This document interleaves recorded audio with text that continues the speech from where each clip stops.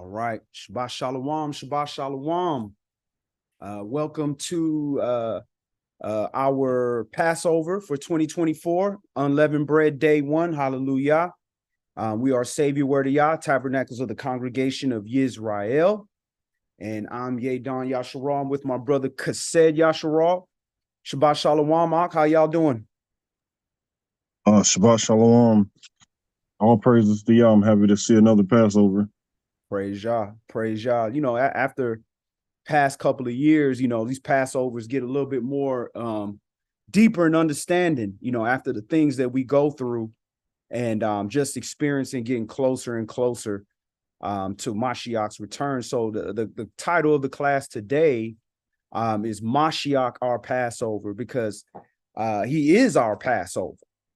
So while we're, talking about the lamb and talking about, the firstborns being slayed, well, Yah's firstborn was slave for us, Israel, the firstborn. So we're going to get into that and look also how we're supposed to keep Passover in the land.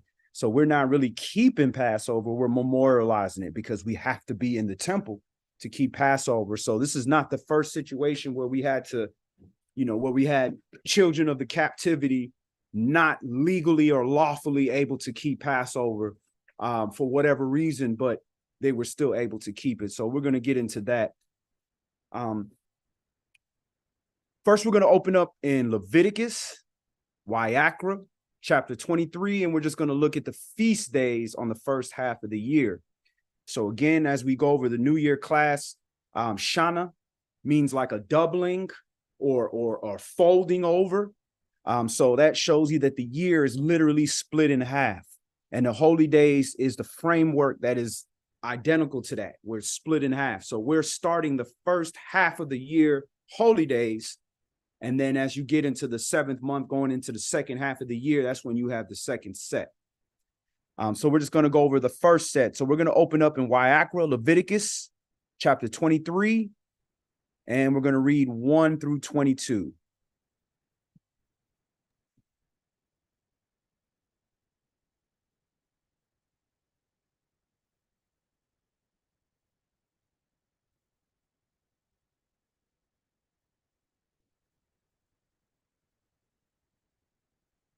All right, so we're at Leviticus chapter 23, and we're going to start that at verse 1. All right. I was waiting for the screen, but okay, that means there's a lag. Oh, is it? Okay, Yeah. We'll see. All right, Leviticus 23 and verse 1. And Yahweh spake unto Moshe, saying, Speak unto the children of Yasharal, and say unto them concerning the feast of Yahweh, which you shall proclaim to be holy convocations, even these are my feasts.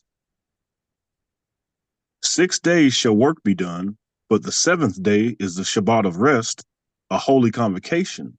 You shall do no work therein. It is a Shabbat of Yahweh in all your dwellings. All right, so notice the first feast that he's talking about for his holy convocations, Kodesh Mikras, right, which are commanded gatherings of the children of Israel to read out the book and rehearse the righteous acts, right? So those holy convocations, his feasts, the first one he starts with is the Shabbat on the seventh day. So that is the weekly feast day that we have built in to understand that concept of resting when Yah says to rest and celebrating and feasting when Yah says to celebrate and feast.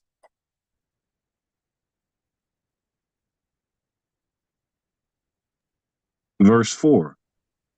These are the feasts of Yahweh, even holy convocations, which you shall proclaim in their seasons. In the 14th day of the month, of the first month, at even, is Yahweh's Passover. All right, Peace so out. we got to definitely break that down because it says at even. So let's go ahead and look at the Hebrew real quick so that we don't get confused, because then for many years, a lot of people were keeping Passover on the 14th day, on the actual 14th day, not in between evens. So they're eating unleavened bread on the 14th day. It hasn't even turned the 15th day. And that's because of the English right here. It sounds like you're supposed to keep and eat your Passover on the 14th day and on the 15th days unleavened bread like it's different. So when you look here for at, that word at in Hebrew is bane. H996, bane. And that's contracted form of otherwise used noun, a distinction, but used only as a preposition. That means it's like a preposition is like above, before, something like that nature. So in this case, it's between evenings. So between evenings would mean as the 14th is ending and the evening of the 15th is beginning, that's when you keep it. So the Passover, if we go back to Exodus chapter 12, the Passover would have been killed on the 14th day. Then at nightfall of the 15th is when you would actually eat that Passover. And you had to eat it that night. And that's why you had to eat it in haste, because everything had to be gone before the morning of the 15th. Tom Shee? Verse 5. In the 14th day of the first month at even is Yahweh's Passover. And on the 15th day of the same month is the feast of unleavened bread unto Yahweh. 7 days you must eat unleavened bread. All right. So on the 15th day, when the sun actually goes down, that's when you actually feast. So the sun has went down and we are actually feasting. We are eating. So now is the feast day of unleavened bread. The 14th day is the preparation day. That's when Mashiach was on the torture stake. He was being tortured on the 14th day. And that's why he had to be buried before their 15th day, because then would come unleavened bread when you actually feast. And that is a Sabbathon. Verse 7. In the first day you shall have a holy convocation. You shall do no servile work therein. But you shall offer an offering made by fire unto Yahweh 7 days. In the 7th day is a holy convocation. You shall do no servile work therein. Praise Yah. So today is the first day of unleavened bread, matzah, which is when we eat the Passover feast. And that means all day tonight and all day tomorrow is a Sabbathon. So we're supposed to have Wednesdays off if you work during the day for Passover, because it is our celebration. It's our feast day, just like they got Cinco de Mayo and Christmas and Easter and all these other celebrations. These are the days that Yah commanded us to celebrate. And it's no coincidence that their Easter is right behind us. They tagging it right along where we're at. All right, because who would know the dates better than the people who killed them? They know the dates. They know that there's no reason. It's not a coincidence they right up behind us. All right, keep going. Verse 9. And Yahweh spake unto Moshe, saying, Speak unto the children of Yasharal, and say unto them, When you be come into the land which I give unto you, and shall reap the harvest thereof, then you shall bring a sheaf of the first fruits of your harvest unto the priest. All right, so after you've completed your entire week of unleavened bread, just like it read out, the first day and the 7th day, once that is complete, you're supposed to wait until the morrow after the Shabbat. And on the morrow after the Shabbat, that's when you wave it before the priest. So I got ahead of myself. Go ahead, Art. Verse 11. And he shall wave the sheaf before Yahweh to be accepted for you. On the morrow after the Shabbat, the priest shall wave it. All right. So there's importance to that. All these holy days represent something. So the Passover preparation day, that represents Mashiach on the torture stake, being our Passover lamb. Then on the 15th, which is Massa, unleavened bread, Mashiach laid a sinless man in the ground for 3 full days and 3 full nights. So he is fulfilling matzah. And now you have first fruits. After he fulfilled 3 full days and 3 full nights, and he rose up, had that whole week of unleavened bread. Then the Shabbat comes. And then the morrow after the Shabbat, that's when he went before the Father. That's when he ascended up to heaven and he was seen of the Father. And he had made his appearance because he is the first fruits of them that slept. And what's very interesting about our calendar this year is literally the day after we keep first fruits, which is April the 7th, I believe. The next day is, or it's the 6th or the 7th, that Saturday night, right before Monday. The next day after we keep, because that Sunday is our Pentecost. That next day they got that solar eclipse. So it's just funny, like this big sign comes right after our holy days. So that is the first set of holy days right there. And what the Ashkenaz do is they take Feast of First Fruits and they put it on the 16th day. So they have matzah day 1, and on the second day of unleavened bread, they stuff first fruits in there. But scripturally, that doesn't line up. And furthermore, the Dead Sea Scrolls show you that that's not the case. That's not how the holy days were lined up. So they're not making a clear differentiation between the first fruits offering, where you're offering a sheaf, which is a specific weighed amount. There's like half an omer or something like that. And then the 3 appearances, which we're going to talk about next, that's a whole different offerings. That's where all males appear. So let's go to Deuteronomy chapter 16. Bless you. Deuteronomy chapter 16 and 16. And we're just going to read those 2 verses. Okay. 3 times in a year shall all your males appear before Yahweh your Elohim in the place which he shall choose, in the feast of unleavened bread, and in the feast of weeks, and in the feast of tabernacles, and they shall not appear before Yahweh empty. All right. So being that this is not their culture, that's why Ashkenaz messed this up, because they saw, 3 times males gotta make this offering, and it said unleavened bread. So they said, this must be first fruits offering, because it's right mentioned right in Leviticus 23, right after unleavened bread. But it's supposed to be after unleavened bread, not after the first day of unleavened bread. And the next verse shows you that it's a different offering. Go ahead, verse 17. Every man shall give as he is able, according to the blessing of Yahweh your Elohim, which he has given you. All right. So the Most High is about details. So in verse 16, it said nobody should come before him empty. And then verse 17 said, give as you're able. So if somebody next to you has more than what you have, then he's able to give more. If somebody next to you has less, a smaller farm or smaller work or whatever the case, he's only able to give so much, or he has a larger family, whatever. It's a free will offering. You give according to as you are able. Just like when you go see the king, of any country, of any dignitary, you go see them, you bring a gift. You don't show up before him empty-handed, but it's not a specific gift like you got to show up with $1 million or you got to show up with 1,000. Whereas we just read in Leviticus 23, when it talks about first fruits, it says you will be offering a sheaf. And when you look that up, a sheaf is a specific weighed amount. All right, so that's why there's 2 different offerings. So this offering here is all males appear. That's today. That's the first day of unleavened bread, and that's what all males are doing today.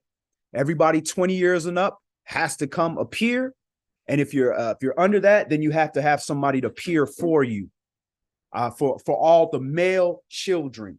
So this happens 3 times a year.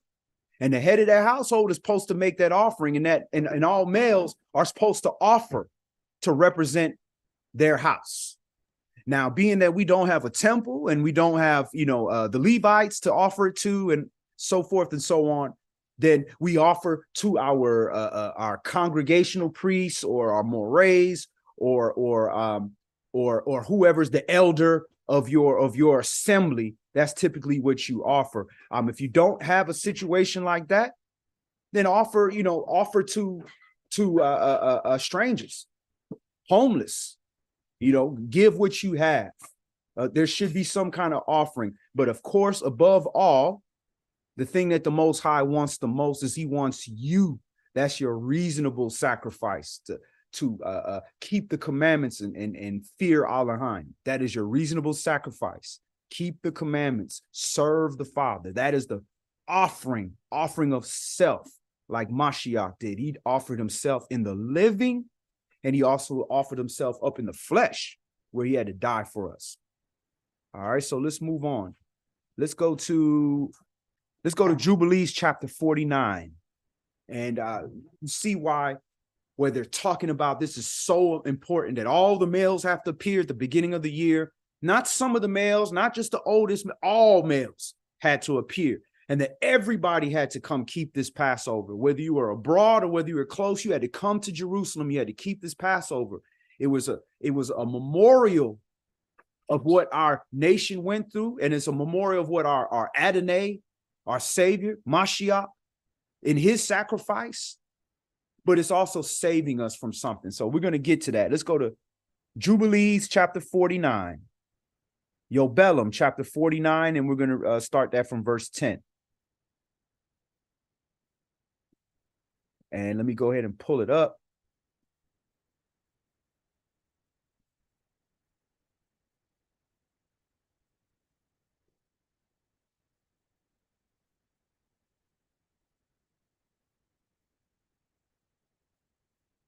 All right, we're going to read verses 10 through 15.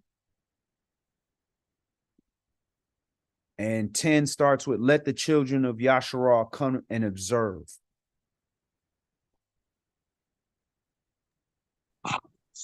All right. Let the children of Yasharah come and observe the Passover on the day of its fixed time, on the 14th day of the first month, between the evenings, from the third part of the day to the third part of the night. For 2 portions of the day are given to the light, and a third part to the evening. Verse 11. This is that which Yahweh commanded you, that you should observe it between the evenings. So Jubilees makes it very plain. It tells you point blank, between the evenings. And Jubilees is going to go even further in telling you when you got to do the sacrifice, when you got to eat, and even breaks down the order of the day. Tamshi? And it is not permissible to slay it during any period of the light, but during the period bordering on the evening, and let them eat it at the time of the evening until the third part of the night, and whatever is left over of all its flesh from the third part of the night and onwards, let them burn it with fire. All right, so it's breaking it down. It shows you how they're reconciling the day. The whole calendar day is broken up into 3 parts night and 3 parts daytime. So it starts with the night, and you have the first part of the night, second part of the night, and the third part of the night. And then during the daytime, you have the first part of the day, the second part of the day, and the third part of the day is considered not a part of light. So when you get to about 3-4 p.m., that's technically considered evening, because now you're growing towards even when you are right in between the days. So they're telling you you need to go ahead and kill it after 4 p.m. And they're telling you even more specific after 4 p.m. when the sun is down. And when the sun goes down, there's still light out because of refraction. You can still see light. It's not until the stars come up in the sky is when when it's actually night and becomes the next day. So it's breaking down how you keep this feast day. And it said the third part of the night, all food has to be done, because after the third part of the night is the first part of the daytime. All right, Tamshi. Verse 13. And they shall not cook it with water, nor shall they eat it raw, but roast on the fire. They shall eat it with diligence, its head with the inwards thereof, and its feet they shall roast with fire, and not break any bone thereof. For of the children of Yasharah no bone shall be crushed.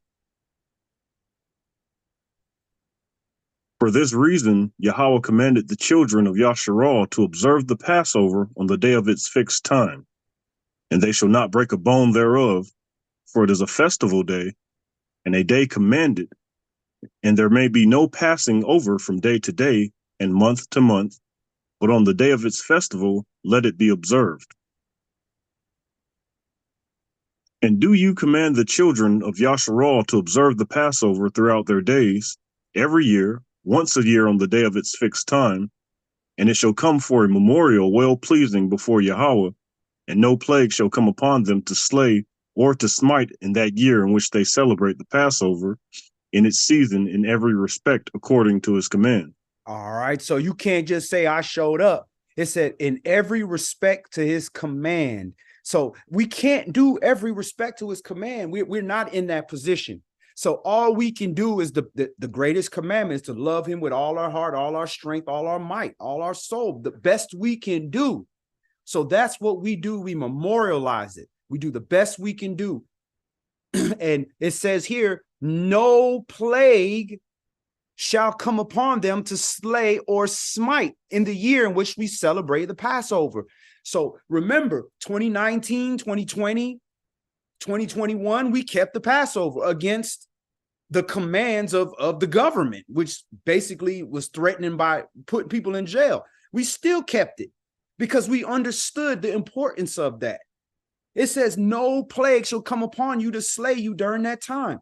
And this was the first time where I saw Hebrews actually dying from plagues. I've never seen that before in my over a decade and being in this word. Those type of things usually passed over us. But a lot of people, you know, I'm not saying that's why people died, but some people didn't keep the Passover because they listened to the government. And some of those people might have suffered from the consequences of that. And that's not for me to judge whether that was the case. But I'll tell you what, I don't want it to be the case for me and mine. So we're going to do the best we can to keep the Passover in every respect, lawfully according to the best way that we can, you know, being that Mashiach is our Passover. So this plague should pass over our house and our family. So that's why it's very important for us to keep this Passover. So a lot of people tell you, oh, you know, because you're in captivity, you can't do it. The same thing they try to tell you with the Shabbat. Oh, you're in captivity. You can't keep the Shabbat. Listen, this says in all your dwellings. Now, can we keep all the ceremonial aspects? No, we don't keep all the ceremonial aspects of the animal sacrifices. So even if we wanted to, we're not able to do that right now because we can't follow the law as is prescribed. So what did we do? Just don't do anything? Just live as the Gentiles? No, we did the best we can. So let's go to 1st Esdras, chapter 7. 1st Ezra, chapter 7. And we're going to read 10 through 15. So we're going to go in the Apocrypha. And then we have one more for the conclusion.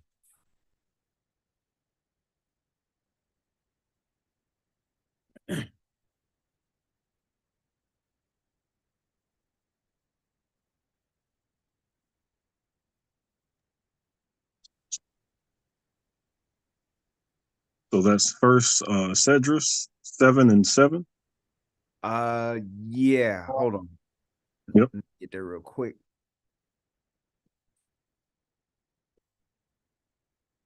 Yes, sir. We're going to go 7 through 15. Okay, verse 7.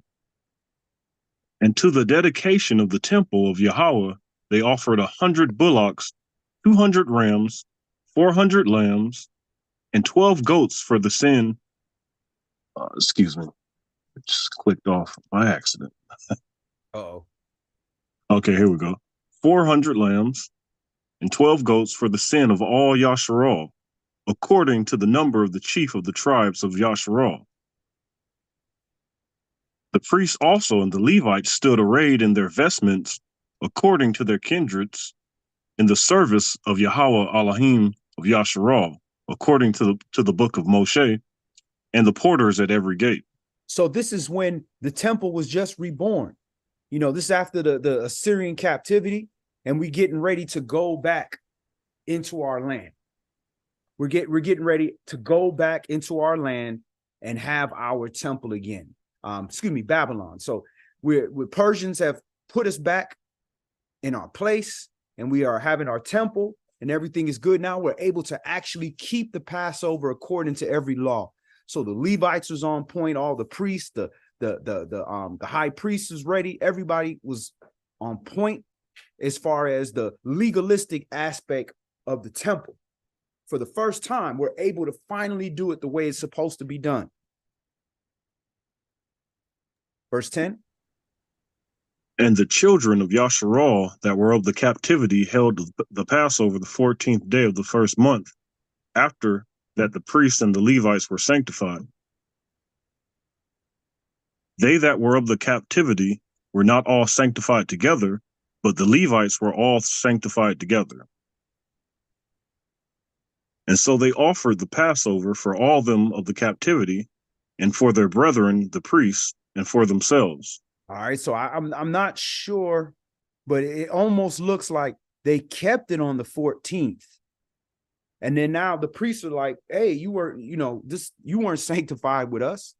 So they went and did it again. So I can't clearly tell right there if it was all done at the same time or if they did it twice. But either way, they were coming out of captivity. They weren't prepared. They weren't sanctified properly. They weren't in the you're supposed to sanctify yourself to the third day when you're coming into the holy temple. And these people coming out of Babylon, they living like Babylonians. They're not really understanding this, but they understood that this was our culture and this is how they had to come back to it. So they did the best that they could. Tom Shee. Verse 13. And the children of Yasharal that came out of the captivity did eat, even all they that had separated themselves from the abominations of the people of the land, and sought Yahweh. All right, so you had to at least remove yourself from the abominations. At least say, okay, I know I'm not all the way cleansed or clean or fully understand this, but I have left the idol worship alone. I have left eating abominations. I'm returning back to the Father, and I'm here for instruction. So I'm showing up. Your heart is ready. It's prepared for Passover at that point. So they were able to take it.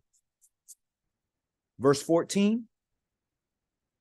And they kept the feast of unleavened bread 7 days, making merry before Yahweh. For that he had turned the counsel of the king of Assyria toward them, to strengthen their hands in the works of Yahweh Elohim of Yasharal. Praise Yah. All right, so let's go to the conclusion. So these were the physical Passovers. This is when we were sacrificing the lamb. This is pre-Mashiach. So we were still doing or setting up animal sacrifices at this time. So let's go to 1 Corinthians chapter 5, and we're going to read 6 through 8 for the conclusion.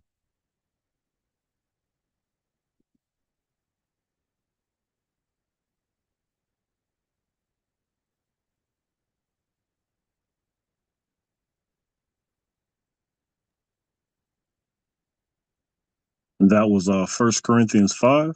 Yes, and we're going to read 6 through 8. Okay.